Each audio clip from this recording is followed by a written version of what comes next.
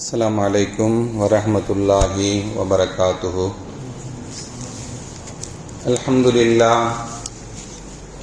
அல்ஹம்துலில்லாஹி ரப்பில் ஆலமீன். வஸ்ஸலாத்து வஸ்ஸலாமு அலா அஷ்ரஃபில் முர்ஸலீன் வ அலா ஆலிஹி வ ஸஹ்பிஹி அஜ்மஈன். فقد قال الله تعالى في القرآن العظيم والفرقان المجيد: أعوذ بالله من الشيطان الرجيم. بسم الله الرحمن الرحيم.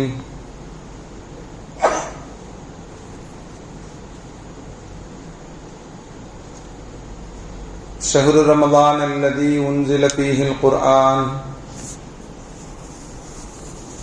رب اشرح لي صدري ويسر لي أمري واحلل عقدة من لساني يفقهوا قولي. اللهم صل على سيدنا محمد اللهم صل عليه وسلم.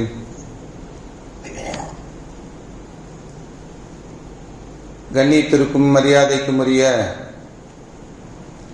அல்லாஹுவின் நல்லடியார்களே, அருமையான சகோதர பெருமக்களே, ரபிநாயகம் முஹம்மது ஸல்லல்லாஹு அலைஹி வஸல்லம் உடைய பாக்கியம் நிறைந்த நல்லும்மத்துமார்களே, அருமையானவர்களே, எந்த விஷயத்தை கேட்க இருக்கிறோமோ அந்த விஷயத்தின்படி அமல் செய்யக்கூடிய பாக்கியத்தினையும், கேட்ட விஷயங்களை பிறருக்கு எத்தி வைக்கக்கூடிய பாக்கியத்தினையும் அல்லாஹ் நம் அனைவருக்கும் வழங்கிடுவானாக. நம்முடைய வாழ்நாட்களை அல்லாஹ் ஆரோக்கியமான வாழ்நாட்களாக ஆக்கி தருவானாக. மருத்துவமனைகளுக்கு செல்லாத காலங்களாக ஆக்கி தருவானாக. மருத்துவமனை செலவினங்களிலிருந்து அல்லாஹ் நம் அனைவரையும் முழுமையான பாதுகாப்பானாக. எல்லா விதமான ஆபத்துகள், விபத்துகள், பலாய் முசீபத்துகள், பரவக்கூடிய தொற்று நோய்கள், அனைத்து விதமான பாவ செயல்களிலிருந்தும் அல்லாஹ் நம் அனைவரையும் முழுமையான முறையில் பாதுகாத்து நிம்மதியான, அமைதியான, ராகத்தான, சந்தோஷமான, மகிழ்ச்சியான வாழ்க்கையை இந்த உலகத்திலும் நாளை மறு உலகத்திலும் அல்லாஹ் அளவில்லாமல் வழங்கிடுவானாக. நம்முடைய ஹலாலான ஹாஜத்துகள் அனைத்தையும் அல்லாஹ் நிறைவேற்றி தந்தவர்கள் புரிவானாக. ரமதானின் மீதும் இருக்கக்கூடிய நாட்களிலும் பரிபூர்ணமான முறையில் நோன்பு நோற்று இன்னபர நல்ல அமல்களையும் செய்து இரவு நின்று வணங்கி புனிதமான லைலத்துல் கத்ருடைய இரவை அடையக்கூடிய நல்ல தௌஃபீக்கினை அல்லாஹ் நம் அனைவருக்கும் தந்தர்கள் புரிவானாக என்று இந்த நல்ல நேரத்தில் துஆ செய்து எனது உரையை துவங்குகிறேன். அருமையானவர்களே,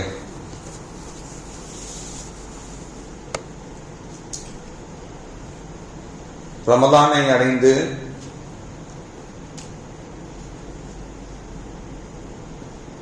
மூன்றில் ஒரு பகுதியுடைய நிறைவில் நாம் எல்லாம் இருக்கிறோம். ரமலானுடைய முதல் 10 ரஹமத்துடைய 10, ரமலானுடைய நடுப்பகுதி இரண்டாவது 10 மக்ஃபிரத் பாவ மன்னிப்பு கிடைக்கப்பெறக்கூடிய அல்லாஹ் வழங்கக்கூடிய 10. இந்த இரண்டாவது 10 நாமெல்லாம் அல்லாஹ்விடம் நிறைய பாவ மன்னிப்பு தேட வேண்டும். இந்த மாதத்துக்கு பேரு ஷஹ்ரு தௌபா அப்படிங்கிற இந்த மாதத்துடைய பெயர் பட்டியலில் இதுவும் பெயர். பாவ மன்னிப்பு தேடக்கூடிய மாதம் என்று இந்த ரமலானுடைய மாதத்திற்கு சொல்லப்படும். ஷஹ்ரு தௌபா, பாவ மன்னிப்பு தேடக்கூடிய மாதம் என்றெல்லாம் இந்த மாதத்திற்கு பெயர் சொல்லப்படும். அப்படிப்பட்ட இந்த மாதத்தில் பாவக்கரைகளில் நாம் வாழ்ந்து கொண்டிருக்கக்கூடிய நாம் நம்முடைய பாவங்கள் மன்னிக்கப்பட்டு பாவமற்றவர்களாகவே வாழ வேண்டும் என்ற நியதியில் நாம் இந்த காலங்களில் நிறைய அல்லாஹ்விடம் பாதுகாப்பு தேட வேண்டும். நம்மளாம் பாவம் செஞ்சோமா அப்படின்னு நம்ம நினைப்போம். ஸல்லல்லாஹு அலைஹி வஸல்லம் அவங்க ஒவ்வொரு நாளும் இன்னி அஸ்தக்ஃபிரு அதூபு இலைஹி மிஅத மர்ரா, ஒவ்வொரு நாளும் நான் 100 தடவை அல்லாஹ்விடம் பாவம் மன்னிப்பு தேடுகிறேன் என்று சொன்னாங்க. அவங்க என்ன பாவம் செஞ்சிட்டாங்க ஸல்லல்லாஹு அலைஹி வஸல்லம்? பாவம் செய்வதல்ல, பாவம் செய்யாமல் இருப்பதற்கும் செய்த பாவத்துக்கு வருந்துவதற்கும் உண்டான நிலைதான் பாவம் மன்னிப்பு தேடுதல்.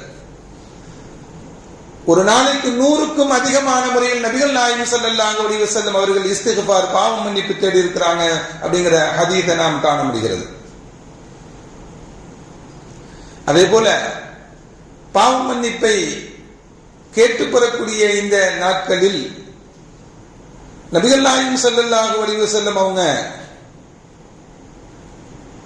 ஒரு ஹதீஸ்ல சொல்லுவாங்க, மல் லஸிமல் இஸ்திக்ஃபார், யார் ஒருவர் இஸ்திக்ஃபாரை பாவ மன்னிப்பை கட்டாயமாக ஆக்கிக் கொண்டாரோ, அவசியமாக ஆக்கிக் கொண்டாரோ, எப்படி தொழுகையை கட்டாயம் என்ற நிலையிலே தொழுது கொண்டிருக்கிறாரோ அதே போல இஸ்திக்ஃபாரையும் அவர் என்ன பண்ணாரு, தனக்குத்தானே கட்டாயமாக யார் ஆக்கிக் கொண்டாரோ, ஜஅலல்லாஹு மின் குல்லி லையத்தின் மஹ்ரஜா, அல்லாஹ் அவருக்கு ஏற்படக்கூடிய நெருக்கடிகளை அல்லாஹ் நீக்குகிறான் என்று சொன்னார்.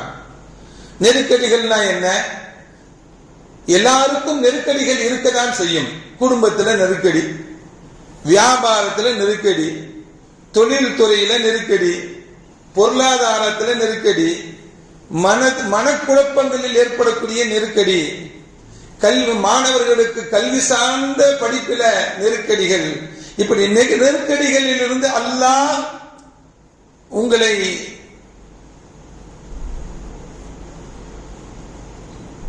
மின்குல் இலையின் அதிலிருந்து வெளியாக்குகிறார். உங்களுக்கு ஏற்படக்கூடிய நெருக்கடிகளில் இருந்து அல்லாஹ் இஸ்திக்ஃபார் மூலமாக பாவ மன்னிப்பு மூலமாக அல்லாஹ் உங்களை வெளியாக்குகிறார் என்று நபிகள் நாயகம் ஸல்லல்லாஹு அலைஹி வஸல்லம். இது ஒண்ணு. இரண்டாவது, நபிகள் நாயகம் ஸல்லல்லாஹு அலைஹி வஸல்லம் சொன்னாங்க, "வ மின் குல்லி ஹம்மின் ஃபரஜா", உங்களுக்கு ஏற்படக்கூடிய கவலைகள், அந்த கவலைகளில் இருந்து அல்லாஹ் உங்களை நீக்குகிறார். கவலைகள் ஒவ்வொருவருக்கும் ஒவ்வொரு விதமான கவலைகள் இருக்கலாம். சில பேருக்கு காசு இல்ல அப்படிங்கிற கவலை இருக்கும், சில பேருக்கு காசே கவலை தான். அப்படிதானே? சில பேருக்கு காசே கவலை தான். அதே போல சில பேர்களுக்கு பிள்ளை இல்ல அப்படிங்கிற கவலை இருக்கும். ஆனா சில குடும்பத்தில் பார்த்தா பிள்ளைகளே அவர்களுக்கு கவலையாக இருப்பாங்க. அவ்வளவு மோசமான நிலை. சில பேருக்கு பதவிகள் பொறுப்புகள் இல்ல அப்படின்னு நினைப்பாங்க. சில பேர்களுக்கு பதவிகளும் பொறுப்புகளுமே அவர்களுக்கு கவலையாக அமைந்துவிடும். இப்படி கவலைகளை நாம் சொல்லிக் கொண்டே போகலாம். சில பேர் திருமணம், பொண்ணு அமையல, திருமணம் முடிக்க முடியல அப்படின்னா, சில பேர் திருமணம் முடிச்சு அதுல கஷ்டப்பட்டு கொண்டு இருக்கக்கூடியவங்களும் இருக்கிறாங்க. அதே அவங்களுக்கு கவலையா இருக்கும். இப்படி கவலைகள் பலவிதமாக இருந்தாலும் உங்களுடைய கவலைகளை அல்லாஹ் நீக்குகிறான் என்று நபிகள் நாயகம் ஸல்லல்லாஹு அலைஹி வஸல்லம் சொன்னாங்க. மல் லஸிம இஸ்திக்ஃபார், யார் இஸ்திக்ஃபாரை அவசியமாக கட்டாயமாக பேணுதலாக ஆக்கிக் கொண்டாரோ அவருடைய கவலையை அல்லாஹ் நீக்குகிறான் என்று நபிகள் நாயகம் ஸல்லல்லாஹு அலைஹி வஸல்லம் நமக்கு சொல்லி காட்டுறாங்க. அப்படி என்றால் நாம் தினமும் நம்முடைய கவலைகளை போக்கிக் கொள்வதற்காக வேண்டி தினமும் நாம் இஸ்திக்ஃபார், அல்லாஹ்விடத்தில் பாவ மன்னிப்பு நாம் தேடிக்கொள்ள வேண்டும் என்பதுதான் இந்த ஹதீஸ் நமக்கு சொல்லி காட்டுகிறது. இந்த மூணாவது விஷயத்தை நபிகள் நாயகம் ஸல்லல்லாஹு அலைஹி வஸல்லம் சொன்னாங்க, வ ரஸகஹு மின் ஹைத் லா யஹ்தஸிப், அல்லாஹ் அவன் எதிர்பாராத விதத்திலிருந்து ரிஸ்கை கொடுக்கிறானா. அல்லாஹ் அவன் எதிர்பார்க்காத விதத்திலிருந்து அல்லாஹ் ரிஸ்கை வழங்குகிறான் என்று நபிகள் நாயகம் ஸல்லல்லாஹு அலைஹி வஸல்லம் யாருக்கு? இஸ்திக்ஃபார் செய்யக்கூடியவங்களுக்கு, பாவ மன்னிப்பு தேடக்கூடியவங்களுக்கு. இப்படி பாவ மன்னிப்பினால் நமக்கு கிடைக்கக்கூடிய பலன்களை நபிகள் நாயகம் ஸல்லல்லாஹு அலைஹி வஸல்லம் நமக்கு ஏராளமான ஹதீஸ்களில் நமக்கு சொல்லி காட்டுறாங்க. நாம் நம்முடைய பாவத்தை நினைத்து தினமும் ஒரு துளி அல்லது 2 துளி கண்களிலிருந்து கண்ணீரை அல்லாஹ்விடத்தில் வடிக்க வேண்டும்.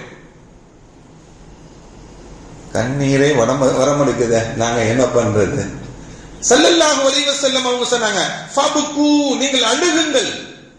ஃபஇல்லம் தபுகு, உங்களுக்கு அழுகை வரவில்லை என்றால் ஃபதாபு, நீங்கள் என்ன பண்ணுங்க, அழுவதை போல பாசாங்கம் செய்து கொள்ளுங்கள் என்று நபிகள் நாயகம் ஸல்லல்லாஹு அலைஹி வஸல்லம் சொன்னாங்க.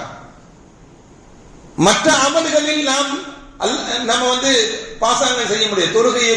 தொழுகிறது போல தொழுகலாம் முடியாது. மற்ற அமல்களை எல்லாம் அதை போல செய்யலாம் முடியாது. அதை தான் செய்ய வேண்டும். ஆனால் நீங்கள் உங்களுடைய பாவ மன்னிப்பை தேடும் பொழுது, கண்ணீர் கொட்டும் பொழுது உங்களுக்கு அழுக வரவில்லை என்றால் அல்லாஹ்விடத்தில் அழுகுவதை போல நடித்துக் கொள்ளுங்கள் என்றெல்லாம் நபிகள் நாயகம் ஸல்லல்லாஹு அலைஹி வஸல்லம் சொல்லி காட்டுறாங்க. அப்படி என்றால் பாவ மன்னிப்பு கேட்டு பெறக்கூடிய இந்த நாட்களில், இரண்டாவது 10 நாட்களில் நாம் அதிகமாக அல்லாஹ்விடத்தில் பாவ மன்னிப்பு கேட்க வேண்டும். அல்லாஹ் நம்முடைய பாவங்களை எல்லாம் மன்னித்து பாவமற்றவர்களாக வாழச் செய்வான். அதே போல ரமலான் என்பது குர்ஆன் இறங்கிய மாதம். அது குர்ஆன் இறங்கிய மாதத்தில் குர்ஆனை நாம் அதிகமாக படிக்க வேண்டும். ஸல்லல்லாஹு அலைஹி வஸல்லம் அவர்கள் தனக்கு இறங்கிய குர்ஆனை பிறருக்கும் கற்றுக் கொடுத்தார்கள். கற்றுக் கொடுத்தவர்களிடமிருந்து ஓத சொல்லி தான் கேட்பார்கள் நபிகள் நாயகம் ஸல்லல்லாஹு அலைஹி வஸல்லம். குர்ஆனை கேட்பதற்கு தான் தராவீஹ் தொழுகையே. சில பேர் எல்லாம் இடையிலே எஞ்சி போயிடுறாங்க. சில நம்பர்கள் முடிஞ்சோன நம்பர்கள் கணக்கல்ல, குர்ஆனை முழுமையாக நாம் கேட்க வேண்டும். எப்பதான் கேட்க முடியும்? தொழுகை குர்ஆன் ஓத முடியும், குர்ஆன் பிறரை ஓத சொல்லி கேட்க முடியும். தொழுகையில் முழு குர்ஆனை கேட்பதற்கு எதுதான் வாய்ப்பு? இதுதான் வாய்ப்பு நமக்கு. குர்ஆன் மனனம் இல்லாத நமக்கு இந்த தராவீஹ் தொழுகை தான் அல்லாஹ் நமக்கு வாய்ப்பாக ஏற்படுத்தி கொடுத்திருக்கிறார். முழு குர்ஆனையும் தொழுகையில் கேட்பதற்கு யார் குர்ஆனை கேட்கிறாரோ அவருக்கு குர்ஆன் ஓதிய நன்மை கிடைக்கும் என்றெல்லாம் நபிகள் நாயகம் ஸல்லல்லாஹு அலைஹி வஸல்லம் சொன்னாங்க. நமக்கு கேட்பது எண்ணிக்கை முக்கியம் அல்ல, குர்ஆன் முக்கியம். குர்ஆன் இறங்கிய மாதத்தில் இது ரமலானுடைய மாதம். என்ன மாதம் தெரியுமா? நோன்பு கடமையாக்கப்பட்டது. ஆனால் இந்த நோன்பு எல்லாமே எதை வைத்துதான்? குர்ஆனை வைத்துதான். குர்ஆனை கொண்டாடப்படக்கூடிய மாதம் இது. குர்ஆனுக்குண்டான மாதம் இது. குர்ஆன் இறங்கிய மாதமாக இருப்பதனால் இது குர்ஆனுடைய மாதம். இது குர்ஆனை கேட்க வேண்டும், குர்ஆனை படிக்க வேண்டும், பிறருக்கு கற்றுக் கொடுக்க வேண்டும். தெரிந்தவர்கள் ஸல்லல்லாஹு அலைஹி வஸல்லம் அவர்கள் சஹாபா ஹஜ்ரத் அப்துல்லாஹ் இப்னு மஸ்ஊத் ரலியல்லாஹு தஆலா அவங்கள்ட்ட இக்ரா அலை அல் குர்ஆன், எனக்கு கொஞ்சம் குர்ஆனை ஓதி காமிங்க அப்படின்னாங்க ஸல்லல்லாஹு அலைஹி வஸல்லம். அவங்க அப்துல்லாஹ் இப்னு மஸ்ஊத் சொன்னாங்க, யா ரசூலல்லாஹ் அக்ரா அலைக்க, உங்களுக்கு நான் ஓதணுமா? வ அலைக்க உன்சில, உங்களுக்கு தான் குர்ஆன் இறக்கப்பட்டது யா ரசூலல்லாஹ், உங்களுக்கு குர்ஆன் இறக்கப்பட்டது, நீங்கள் எங்களுக்கு கற்றுக் கொடுத்தீர்கள், நான் எப்படி உங்களுக்கு ஓதி காட்டுவது? ஸல்லல்லாஹு அலைஹி வஸல்லம் சொன்னாங்க, இன்னி உஹிப்பு அஸ்மஅஹு மின் கைரி, மற்றவர்கள் ஓதுவதை நான் கேட்பதை நான் விரும்புகிறேன். மற்றவர்கள் ஓதி கேட்பதை நான் விரும்புகிறேன் சொன்னாங்க. அப்ப நான் பிறர் ஓத சொல்லி நாம் கேட்க வேண்டும், அதுவும் நன்மைக்கு உள்ளது என்று நபிகள் நாயகம் ஸல்லல்லாஹு அலைஹி வஸல்லம் சொன்னாங்க. அருமையானவர்களே, இப்படி ஓத சொல்லி கேட்ட நபிகள் நாயகம் ஸல்லல்லாஹு அலைஹி வஸல்லம் அவங்க ஹஜ்ரத் அப்துல்லாஹ் இப்னு மஸ்ஊத் ரலியல்லாஹு தஆலா அன்ஹு தொடர்ந்து ஓதிக்கொண்டே இருப்பாங்க. திடீர்னு ஓதிக்கொண்டிருக்கும் பொழுது சப்தம் கேட்கும்.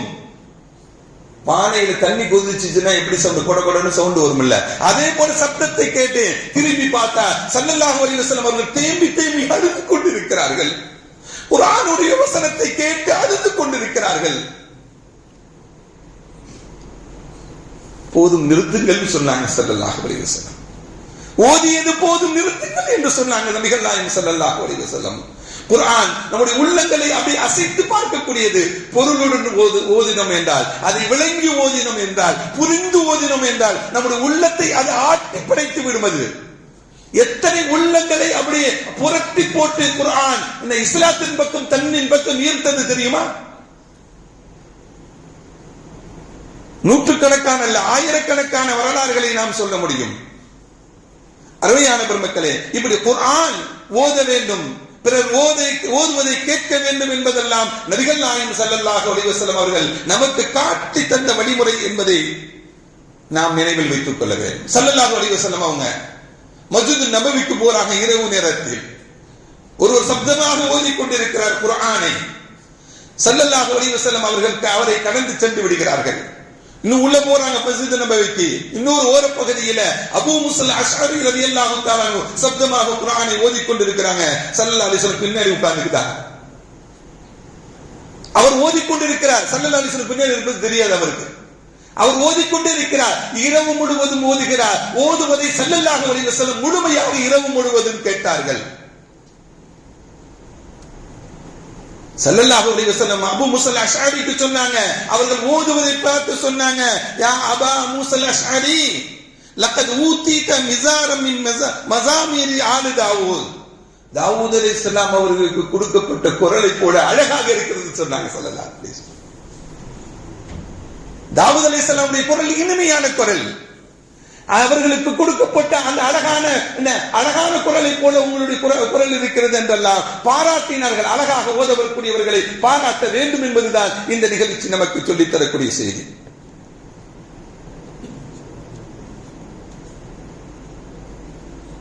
ஹஜ்ரத் உபை இப்னு கஅப் ரலியல்லாஹு தஆலா அவங்கள்ட்ட ஸல்லல்லாஹு அலைஹி வஸல்லம் அவங்க சொன்னாங்க, இன்னல்லாஹ அமரனி அன் அக்ரா அலைக, அல்லாஹ் உங்கள்கிட்ட ஓதி காட்ட வேண்டும் என்று எனக்கு சொன்னான் அப்படின்னு சொன்னாங்க.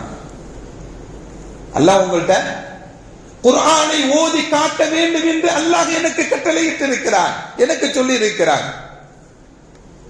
உபை ரலியல்லாஹு தஆலா சொன்னாங்க, அல்லாஹு சம்மானி, என் பெயரை சொல்லி அல்லாஹ் என்னிடம் உங்களை ஓதி காட்ட சொன்னானா யா ரசூலல்லாஹ்? அல்லாஹு சம்மானி, என்னுடைய பெயரை சொல்லி அல்லாஹ் எனக்கு ஓதி காட்ட சொன்னானா யா ரசூலல்லாஹ் என்று கேட்டாங்க. அல்லாஹு சம்மாக்க அலி, உன்னுடைய பெயரை என்னிடம் அல்லாஹ் சொல்லி உனக்கு ஓதி காட்ட சொன்னான். ஃபஜஅல உபை யப்கி, அந்த ஆனந்தத்தால் சந்தோஷத்தினால் தேம்பி தேம்பி அழுதார்கள் உபை இப்னு கஅப் ரலியல்லாஹு தஆலா அவங்க. அருமையான பெருமக்களே, இப்படி குர்ஆனை பிறருக்கு கற்றுக் கொடுப்பதற்கும் அல்லாஹ் சில நபர்களை நியமித்தான். உபை இப்னு கஅப் போன்றவர்களுக்கெல்லாம் ஸல்லல்லாஹு அலைஹி வஸல்லம் ஓத கற்றுக் கொடுத்தார்கள். நீங்கள் குர்ஆனை கற்றுக்கொள்ள வேண்டும் என்றால் உபை இப்னு கஅபை போல கற்றுக்கொள்ளுங்கள், அப்துல்லாஹ் இப்னு மஸ்ஊதை போல கற்றுக்கொள்ளுங்கள், எல்லாம் அவரிடம் கற்றுக்கொள்ளுங்கள் என்றெல்லாம் நபிகள் நாயகம் ஸல்லல்லாஹு அலைஹி வஸல்லம் சொல்லி காட்டுவாங்க. இப்படி குர்ஆனுடன் தொடர்புடைய மாதமாக இந்த மாதம் இருப்பதனால் குர்ஆனை அதிகமாக ஓத வேண்டும், அதை படிக்க வேண்டும், அதை விளங்கிக் கொள்ள வேண்டும். அருமையான பெருமக்களே, மக்கத்து காபிர்கள் குர்ஆனை கேட்கணும்னு ஆசை வரும். பகல் ஃபுல்லா மார்க்கத்தை எதிர்த்து பேசுவார்கள், நபிக்கு எதிராக பேசுவார்கள், இந்த மண்ணில் இஸ்லாம் நிலைத்து விடக் கூடாது என்ற முயற்சிகளை செய்வார்கள். ஆனா இரவில காபத்துல்லாவில் நின்று ஸல்லல்லாஹு அலைஹி வஸல்லம் தொழுது கொண்டிருக்கும் பொழுது, ஓதிக் கொண்டிருக்கும் பொழுது மறைந்து நின்று அவர் என்ன ஓதுகிறார் என்று கேட்பார்கள். சாதாரண ஆட்கள்லாம் கிடையாது. அபூ ஜஹல், அபூ சுஃபியான் போன்ற பெரும் தலைவர்கள் இரவில் மறைந்து நின்று முஹம்மது என்ன ஓதுகிறார் என்று கேட்பார்கள். ஒரு கட்டத்தில் இஸ்லாம் வேகமாக வளரக்கூடிய நிலை ஏற்படும் பொழுது மக்கத்து மக்கள் எல்லாம் இஸ்லாத்தை எதிர்க்கக்கூடியவர்கள் எல்லாம் வலீத் இப்னு முகைராவை நியமித்து முஹம்மதிடம் பேச்சுவார்த்தை நடத்துங்கள், அவரை தடுத்து நிறுத்துங்கள் என்று ஒரு தூதுவராக வலீத் இப்னு முகைராவை அனுப்புறாங்க. வலீத் இப்னு முகைரா போறார். முஹம்மது, உங்களுக்கு என்ன ஆட்சி? உங்களுக்கு இது உங்க ஊரு, சொந்த ஊரு. இந்த ஊர் மக்களை இரண்டாக பிளக்கிறீர்கள், நீங்க ரெண்டு கோஷ்டியாக்குறீங்க. நீங்க உங்க சொந்த மக்களை இவர்களை ஏன் ரெண்டா பிளக்கிறீங்க? குடும்பம் ரெண்டாக பிளக்கிறது, கணவன் மனைவி தனியாக பிரிகிறார்கள், நண்பர்கள் அந்த தோழமை விட்டும் பிரிகிறார்கள். ஏன் சொந்த மண்ணிலேயே இவ்வளவு பெரிய பிளவை உங்களால் ஏற்படுத்தப்படுகிறது? ஏன் இப்படி செய்யறீங்க? உங்களுக்கு என்னதான் வேணும்? பணம் வேண்டுமா? சொல்லுங்கள், அரபுலகத்திலேயே பெரும் பணக்காரராக நாங்கள் ஆக்கி காட்டுகிறோம். ஆனால் இந்த பிளவை நிறுத்தி விடுங்கள்.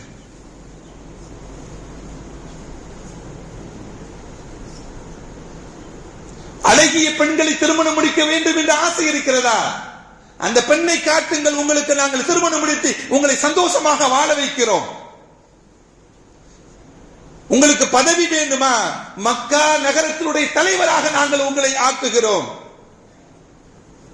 என்றெல்லாம் வலீத் இப்னு முகைரா ஸல்லல்லாஹு அலைஹி வஸல்லம் அவரிடத்தில் பேச்சுவார்த்தை நடத்துகிறார். ஸல்லல்லாஹு அலைஹி வஸல்லம் எந்த பதிலையும் சொல்லவில்லை.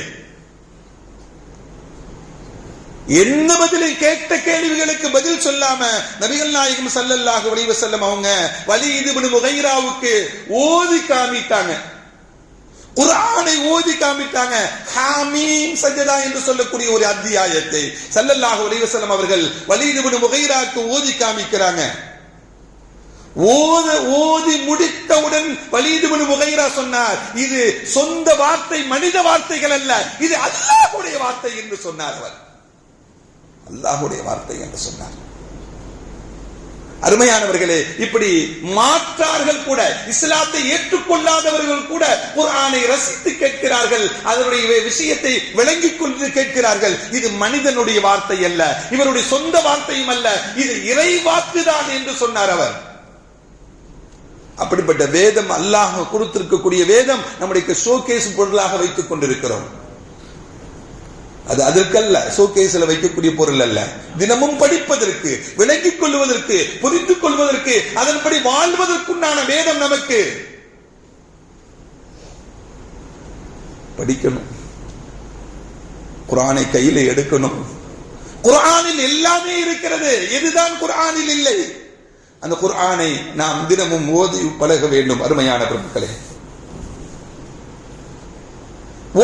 ஓதுவதனால் தான் குர்ஆன் நம்மிடம் இருக்கிறது. குர்ஆன் ஓதுவதனால் நமக்கு பாதுகாப்பு கிடைக்கிறது.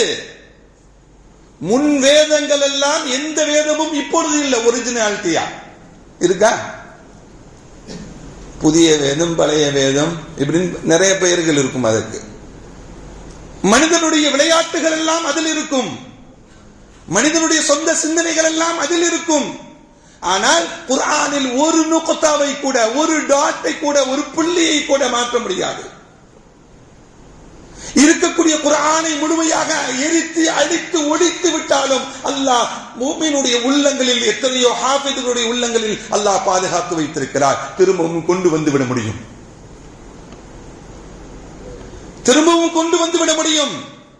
முன் வேதங்கள் எல்லாம் அழிக்கப்பட்டதற்கு காரணத்தை பெருமக்கள் நமக்கு சொல்லித் தருவாங்க. அது ஓதப்படாததனால் அது அழிக்கப்பட்டது என்று, அது படிக்கப்படாததனால் அது அழிக்கப்பட்டது என்று. இதில் எழுத்தையும் மாற்ற முடியாது, குர்ஆனில் கருத்தையும் மாற்ற முடியாது. மற்ற வேதங்களில் எழுத்தும் மாறிவிட்டது, கருத்துகளும் மாறிவிட்டது. அதற்கு காரணம் அது படிக்கப்படவில்லை என்பதுதான். இது படிக்கப்பட்டுக் கொண்டு இருப்பதனால் அது நிரந்தரமாக இருக்கிறது. ஒரே ஒரு செய்தியை சொல்லுகிறேன் அருமையானவர்களே, முன் வேதத்தில் துறவரம் என்பது இல்லை. அது உங்களுடைய வேதங்கள்ல,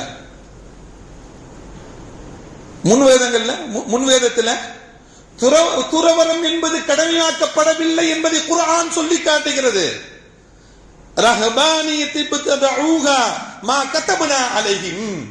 அவர்கள் மீது நாம் துறவரத்தை கடமையாக்கவில்லை என்று அல்லாஹ் சொல்லி காட்டுகிறார்.